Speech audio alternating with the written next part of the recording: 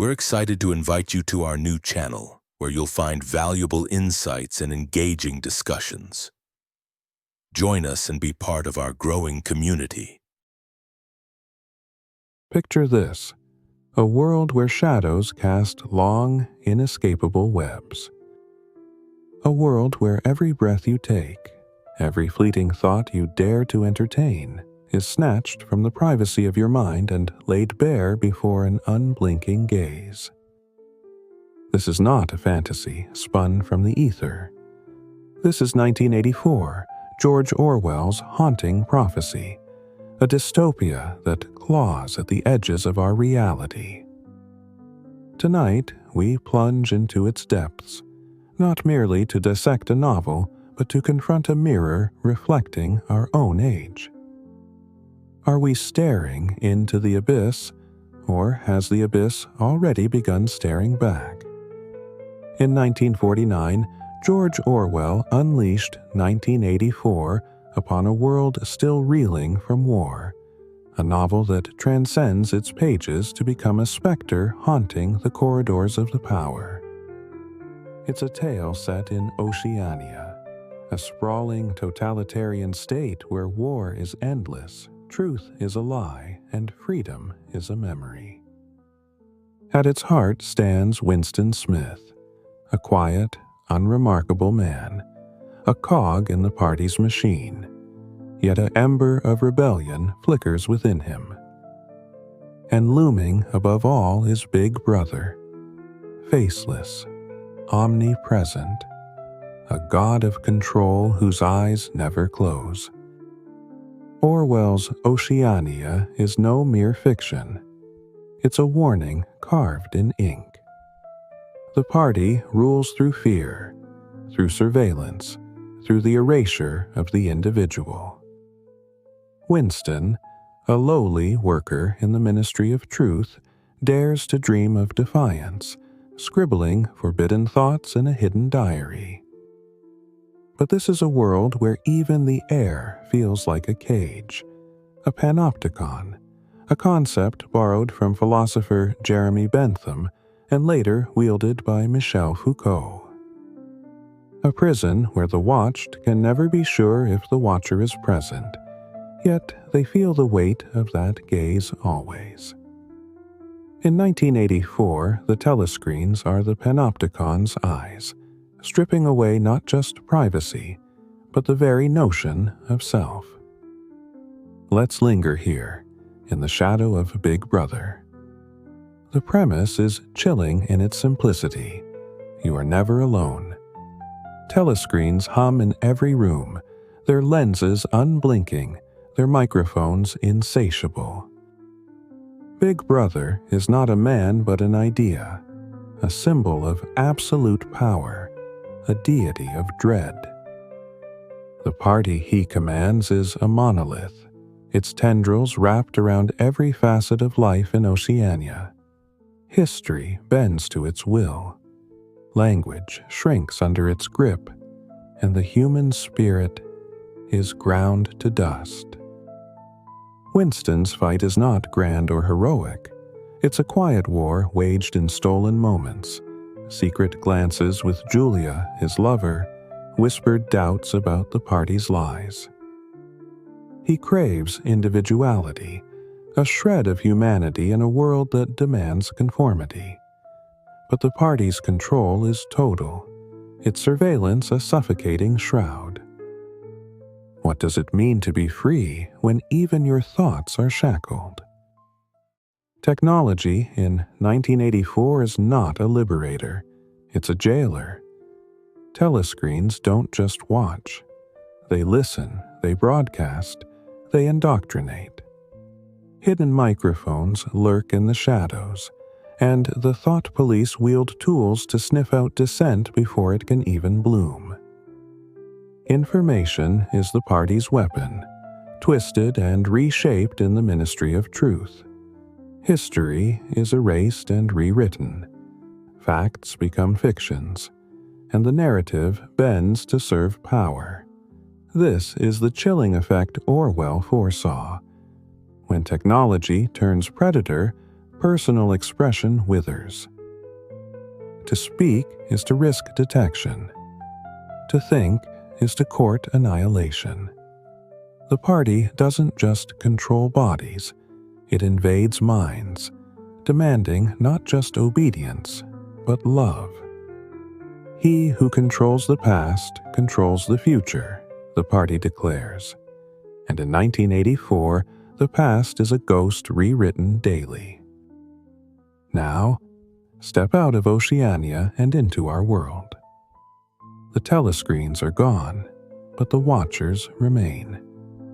Today, surveillance is not a hulking machine in your living room. It's a sleek device in your pocket, a camera on every corner, an algorithm tracking your every click. We live in a digital panopticon, where the possibility of being watched is enough to shape us. Tech giants, Google, Facebook, Amazon, harvest our lives with surgical precision. Every search, every post, every purchase feeds a profile so detailed it knows us better than we know ourselves. Governments join the fray, deploying facial recognition in airports, AI in public squares, all under the banner of safety. In London alone, over 600,000 CCTV cameras stand sentinel, one for every 14 souls. In China, a social credit system decides who thrives and who falters. The tools have evolved, but the echo of Big Brother lingers. Compare this to 1984. There, surveillance was a boot on the neck, overt, unapologetic. Here, it's a whisper in the ear, a Faustian bargain we've accepted. We trade privacy for convenience, clicking agree without a second thought. Orwell's citizens had no choice. We've surrendered ours willingly. Are we freer for it, or have we merely polished our chains? Let's deepen the wound. Facial recognition maps our identities in real time. Airports, protests, streets. AI sifts through oceans of data, predicting our moves before we make them. Companies like Palantir sell these tools to governments, blurring the line between security and oppression. The NSA's PRISM program, revealed by Edward Snowden, showed us how far the net reaches. Emails, calls, lives laid bare. Privacy erodes not with a bang, but a whimper. We shrug as our data fuels profit and power, as if convenience justifies the loss. But the potential for misuse looms dark. What happens when these tools fall into hands less benign? When dissent becomes a flagged keyword, when individuality is a liability. Orwell's telescreens were fiction. Our reality is subtler, but no less suffocating. In 1984, truth is the party's plaything. The ministry of truth doesn't preserve. It destroys, rewriting history to fit the present. Language is stripped bare by newspeak, a lexicon designed to strangle thought. War is peace. Freedom is slavery. Ignorance is strength. These paradoxes aren't mistakes. They're weapons, sowing confusion, breaking resistance. Doublethink demands you believe the lie while knowing it's false, a mental prison without bars. Look around today. Misinformation floods our screens, amplified by algorithms that prize engagement over accuracy. Fake news isn't just error, it's strategy, wielded by those who know truth is fragile. Echo chambers cocoon us, feeding biases until reality fractures. The party controlled media with an iron fist. We've handed ours to invisible hands, corporations, influencers, bots. Orwell saw propaganda as a cudgel. We've made it a scalpel, cutting deeper because we don't feel the blade. Winston's rebellion is small but profound. A diary, a love affair, a refusal to bow. Yet the party's surveillance crushes even these. Constant watching breeds fear. Control seeps into the psyche. Creativity dies under scrutiny. Connection becomes a performance, and the self dissolves into the collective. In Room 101, Winston's spirit breaks, not by force alone, but by the realization that resistance is futile. Today, we're not tortured in basements, but the erosion persists. Social media turns life into a stage. Every post curated, every dissent weighed against the mob. Cancel culture looms, a modern thought police silencing with shame. Under this gaze, authenticity fades. We conform not to a party, but to a culture that rewards sameness. Free thought withers when every idea is judged, every impulse tracked. Are we individuals or shadows playing parts? Privacy isn't a luxury. It's a fortress for the soul. In 1984, Winston's diary is his last bastion, a space to be human. Today, that space shrinks. Encryption fights back. Tools like Signal or Tor shield us from prying eyes. Advocates like the Electronic Frontier Foundation battle for digital rights, reminding us that data is power, and power demands accountability. Dissent is the heartbeat of individuality.